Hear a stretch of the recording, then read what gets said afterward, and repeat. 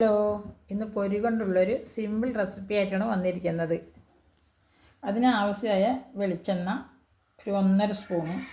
എണ്ണ ചൂടായ ശേഷം വെളുത്തുള്ളി 3 എണ്ണം ഒരു ഉണ്ട പിടിച്ചെടുത്തത്, വറ്റൽമുളക് ഒരു 4 എണ്ണം പൊട്ടിച്ചത്, കറിവേപ്പിൻ്റെ ഇല ഒരു 4 കതിർപ്പ്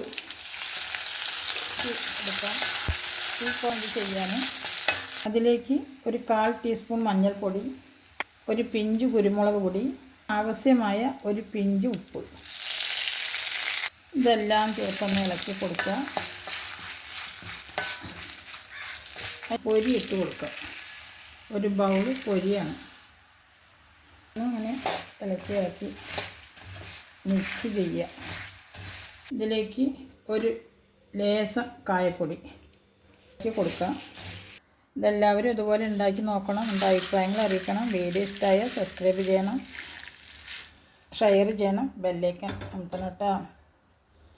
പിന്നൊരു വീഡിയോ ആയിട്ട് വീണ്ടും കാണാം കേട്ടോ.